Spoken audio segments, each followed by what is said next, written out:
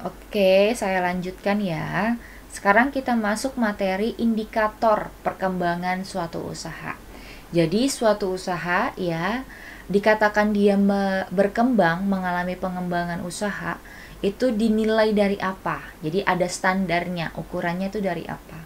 Nah, yang pertama itu ada jumlah pelanggan yang semakin mengalami peningkatan, jelas ya.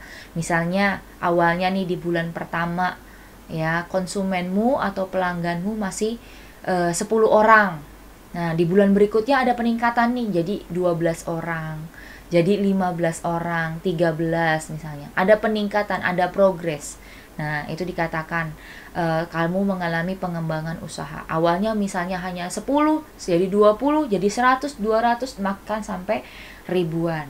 Terus yang kedua, indikator yang kedua yaitu jenis produk yang dijual semakin bertambah. Ini seperti yang saya katakan tadi ya. Misalnya awalnya berdiri, kamu hanya menjual satu jenis produk. Misalnya awalnya hanya sepatu. Kemudian kamu bisa jual lagi, misalkan ada tas, ada baju, ada peralatan, misalnya ada peralatan rumah tangga. Jadi semakin banyak jenis-jenis produknya, tidak hanya satu jenis produk saja. Ya, otomatis kalau semakin banyak jenisnya, ya itu kan akan menambah juga nih minat konsumen. Ya, hal ini juga bisa meningkatkan keuntungan atau laba dari target yang diharapkan. Kemudian yang ketiga, indikator yang ketiga, jangkauan penjualan makin luas. Ini seperti yang saya katakan tadi juga. Awalnya mungkin kamu hanya menjual produk di kalangan misalnya hanya lingkunganmu saja.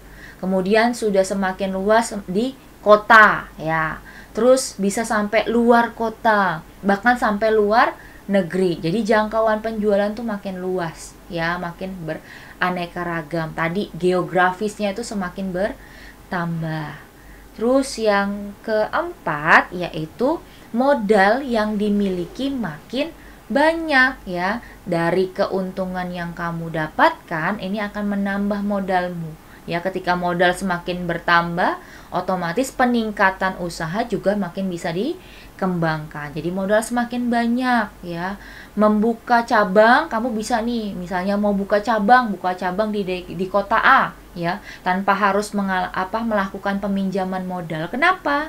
Ya itu tadi karena modalmu sudah banyak ya, semakin banyak modalmu. Jadi mau buka cabang pun kamu tidak harus pinjam modal ya, kamu kan bisa pinjam modal di bank, investor dan lain-lain. Nah itu tidak perlu karena tadi peningkatan modalmu yang sudah semakin banyak gitu.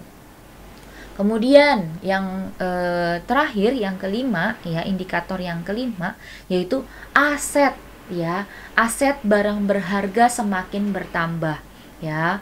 Bertambahnya barang aktiva. Aktiva itu maksudnya adalah barang yang semakin lama itu dia semakin mahal. Contohnya kalau yang barang aktiva tuh ada emas ya. Emas itu kan misalnya kamu beli misalnya awalnya di harga 1 juta.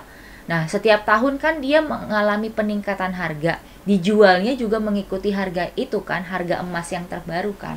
Nah, itu jadi barang yang aktiva, aktif. Dia tetap mengikuti harga jual itu. Contoh lagi, barang aktiva yang lain atau aset yang lain adalah properti, misalnya tanah ya. Kalau tanah itu kan sama seperti emas, semakin tahun harganya semakin mahal, semakin bertambah ya, harga jualnya pun mengikuti perkembangan yang ada. Jadi itu barang aktiva.